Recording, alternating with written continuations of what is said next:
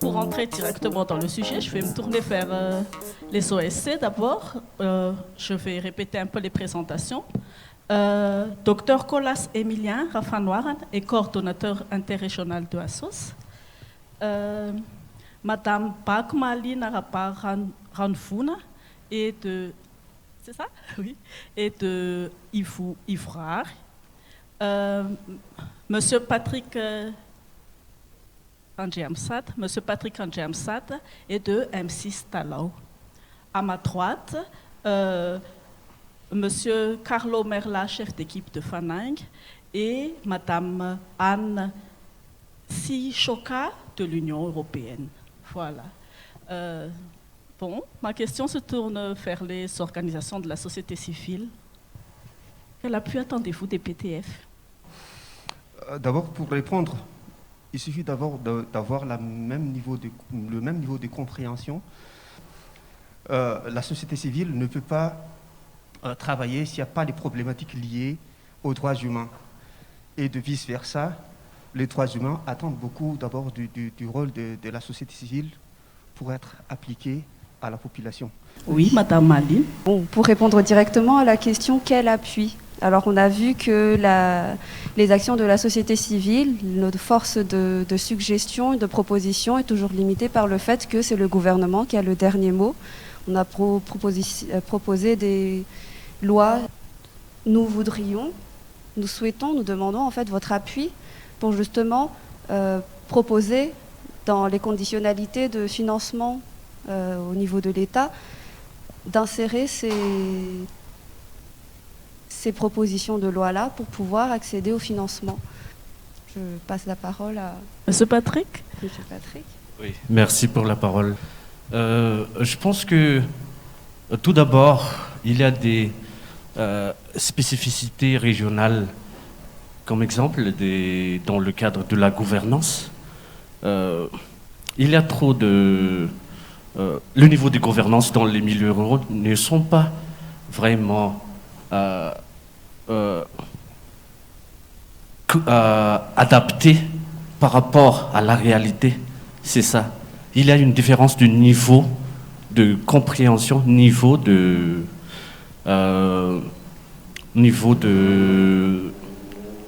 capacité en fait, des capacités que par rapport à ça, les sociétés civiles ont besoin d'appui des PTF pour tout d'abord financer ces interventions afin que il y aura une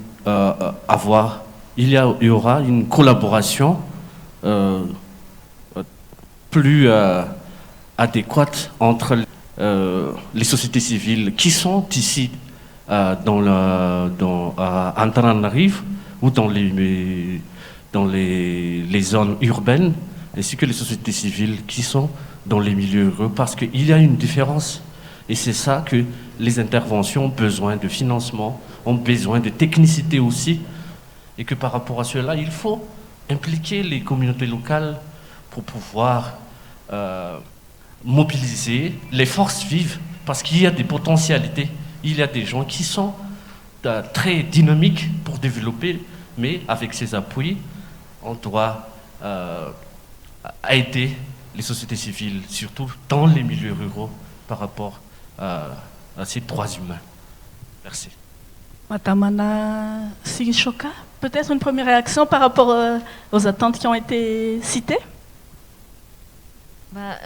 Merci beaucoup. Je suis ravie d'entendre que la société civile ne peut pas se détacher des droits de l'homme. Donc, c'est exactement ce qui est dit par le chef de coopération. Tout ce qui est conditionnalité de l'aide, oui, on échange sur différentes priorités qu'on souhaite porter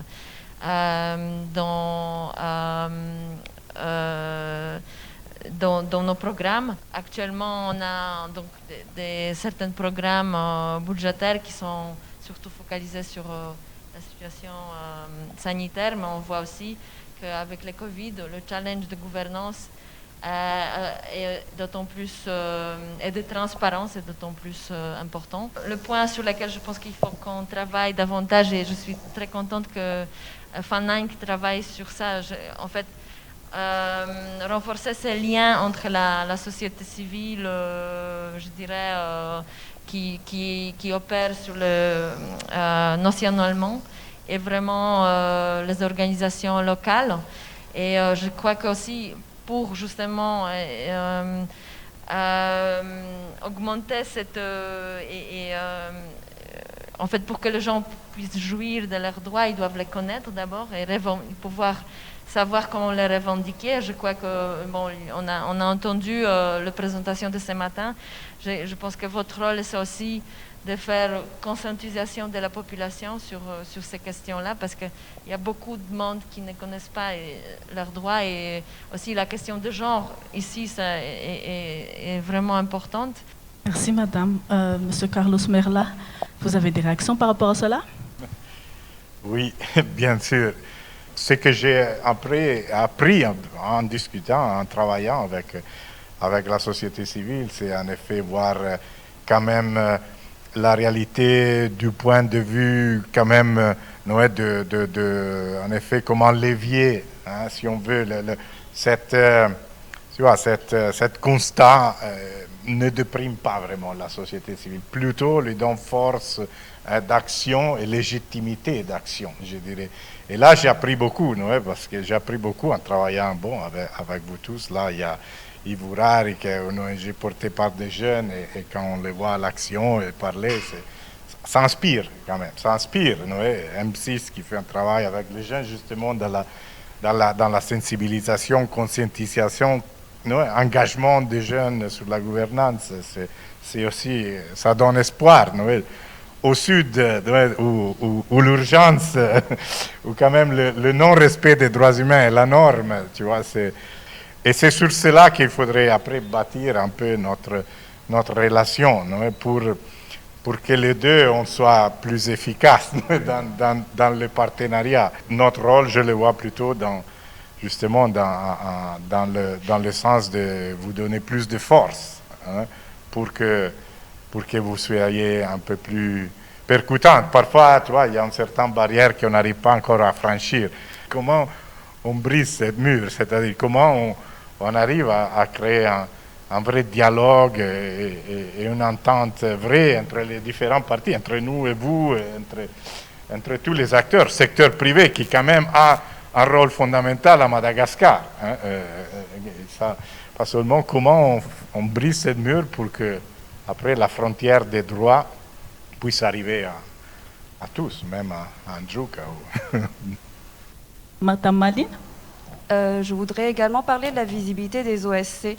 Il y a des activistes qui sont au niveau local, qui font des actions qui ne sont pas forcément visibles. Malgré tout, leurs actions portent des impacts durables au niveau de leur société, au niveau de leur localité. Et dans cet axe-là, en fait, on vous approche pour vous demander votre appui par rapport à la couverture médiatique internationale, par exemple. Là, par exemple, c'est déjà un pas immense, et on remercie les organisateurs pour ce pas-là, et pour se faire entendre par l'opinion publique, pour avoir plus de crédibilité, et également au niveau de l'État, pour qu'il y ait cette répercussion, il y ait ce message qui arrive aux oreilles de l'État, comme quoi il y a des activistes, il y a des associations, des organisations de la société civile qui agissent en collaboration et en correspondance avec les actions de l'État. Donc c'est plus un statut de contre-pouvoir et non d'opposition de partis politiques qui cherchent à prendre le pouvoir. C'est vraiment un statut où on cherche la collaboration à long terme avec l'État. Et dans ce but-là, on cherche la communication. On a les plateformes de la société civile, mais comme la communication va de bouche à oreille également, la télé, la radio, des plateformes de communication comme telles seraient vraiment idéales pour pouvoir transmettre un message plus rapidement, impacter la population et l'État en ce sens-là pour qu'il y ait une meilleure collaboration. Je répète beaucoup le terme collaboration, mais c'est vraiment un point essentiel. Deuxièmement, point suivant, c'est par rapport à l'application des lois que vous avez soulevé tout à l'heure, et je vous en remercie. C'est par rapport à la vulgarisation de la loi. Il y a une difficulté, bien on a plein de lois, plein de textes à Madagascar. On a des textes internationaux qui sont signés, ratifiés par Madagascar. Toujours est-il qu'il y a beaucoup plus de difficultés à les mettre en application. Et c'est dans cet axe de vulgarisation-là des textes, en fait, qu'on voudrait avoir un appui. Vous avez parlé d'avoir accès aux médias internationaux, d'avoir des médias assez spécifiques auxquels la société civile peut avoir accès, et puis l'application des lois. Messieurs, votre contribution? Oui, peut-être pour ajouter à ce qu'elle vient de dire là, moi, je trouve que dans un premier temps, la première réponse, c'est il faut quand même que la société civile joue vraiment ce rôle d'interface qui est entre l'État et la population. Et là, ça fait ressurgir une autre question, comme quoi, est-ce que la société civile a beaucoup plus de ressources pour pouvoir faire des interventions à long terme, pour répondre justement à des problèmes structurels, mais pas seulement pour répondre à des problèmes éphémères. Il faut allouer beaucoup plus de ressources de façon à ce que les sociétés civiles travaillent d'une façon prolongée pour mieux répondre aux crises. Donc ça, c'est un travail à faire. Merci. De votre côté, M. Patrick? Oui, merci beaucoup. Je pense que la société civile, depuis 10 ans, a commencé de se multiplier sur la scène nationale, locale. Et ce qui manque, c'est peut-être, il faudrait un certain masse critique pour que l'État puisse parvenir à écouter, à appliquer, aussi à travailler ensemble avec les sociétés civiles. Et c'est ça. Parce qu'il y a encore des choses à faire notamment par rapport à la participation dans les localités. La gouvernance est un élément fondamental dans ce cas et que les masses critiques doivent agir par rapport à ça. Qu'est-ce qu'il faudrait faire pour avoir une masse critique? MC Statan, par exemple, travaille et continue toujours de travailler avec même les communautés locales qui n'ont pas des structures légales, par exemple les Croix-Rouges, les associations féminines, et ainsi que même avec les petites entités au niveau local. Il faut les considérer parce qu'ils ont leur voix, ils ont leur aspiration à propos de leur communauté, et que si ces communautés ont la capacité d'agir et de répondre pour pouvoir respecter et pour pouvoir renforcer, pour que l'État puisse écouter que dans les milieux ruraux, par exemple, les droits humains ne sont pas respectés. Il faut que respecter ces gens, surtout accorder plus d'importance à ces gens-là pour qu'ils puissent participer aisément dans le développement du pays. Oui, ils ont touché des points fondamentaux et je crois que, disons, il y a une prise de conscience à faire des PTF dans ce sens, des structures qui appuient les OSC pour vraiment faire un côté mea culpa dans le sens que depuis des années, on a toujours utilisé des instruments qui ne facilitent pas ce rôle. Madame Anna? Je suis d'accord avec Carlo que voilà, maintenant vraiment on réfléchit comment diriger nos appuis pour vous aider à justement à pallier à certaines de ces faiblesses que vous avez mentionnées et avoir un appui qui est plus adapté et long terme. C'est pour ça voilà, on cherche vraiment appuyer des OSC qui ont une vision long terme. Je pense qu'aussi, par rapport aux masses critiques, je crois qu'il faut réintéresser le citoyen de prendre part dans tout ce qui est discussion autour de la chose publique, la prise de décision. Ce qu'on attend, c'est vision, engagement. En fait, résilience quelque part, pour ne pas abandonner si quelque chose n'a pas marché, essayer notre porte, essayer la fenêtre, essayer d'autres moyens. vraiment, nous, on pense que voilà, le changement, ce n'est pas nous qui vont l'apporter, ce n'est pas l'argent qui va l'apporter. C'est vraiment le facteur humain qui va l'apporter et justement les efforts endogènes. Je ne pense pas que, voilà, aucun, comme tu disais, engagement qui est poussé et forcé va donner le fruit. C'est vraiment le changement, et le changement est aussi dans la durée. Donc, du coup, voilà. On veut bien s'engager avec vous, mais dans la durée, dans la vision, dans la bonne gouvernance et voilà, et inclusivité aussi. Bien sûr, l'aspect des médias, on n'avait pas touché avant, mais est fondamental, bien sûr. Il y a un aspect, je crois, que devrait parler à chacun de vous, ou chacune de vous, dans le sens qu'il faut faire plus individuellement dans chacune de nos organisations pour faire connaître pas le projet et combien d'argent on a reçu et quelle activité on a fait, mais plutôt ce qu'on veut voir changer avec ces projets, ce qui est en train de changer. Et le communiquer à vous-même d'abord, à vos membres, à la communauté et à tous. Je crois là, il y a un effort qui doit commencer à niveau de chaque organisation. Je crois qu'il est important aussi, en plus de ce qu'a dit Carlo et Madame Anna, oui, il faut peut-être sortir un peu aussi des cadres trop théoriques. Il faut aller véritablement là où on doit aller. Il faut d'abord avoir une vision commune entre la société civile et les PTF, de façon à ce qu'ensemble, on projette de loin. On peut avoir des résultats qui aillent plus loin.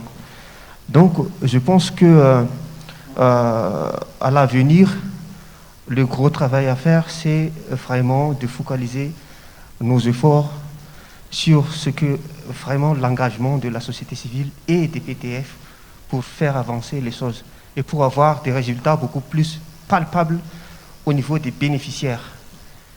Et pour sortir justement des cadres très théoriques, des fois on discute beaucoup, mais on a très peu de résultats. Il faut réfléchir sur les besoins réels de la communauté. Je pense qu'il faut enlever cette asymétrie d'investissement émotionnel entre les PTF et la société civile. C'est vrai que chacun a sa mission. Les partenaires techniques financiers, ils ont leur mission, mais la société civile, c'est notre raison de vivre.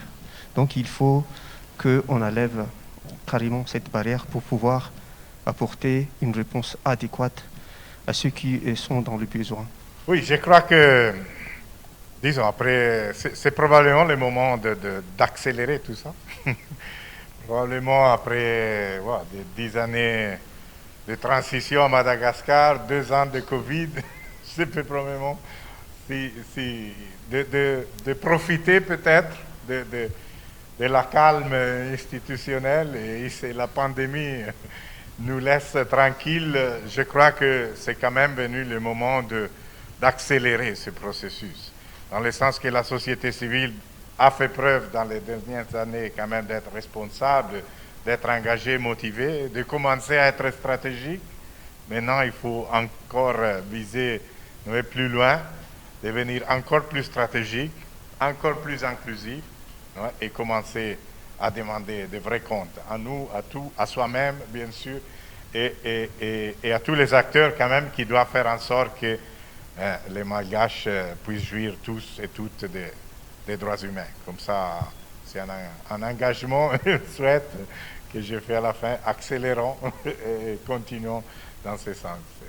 Et bien, merci. Merci beaucoup.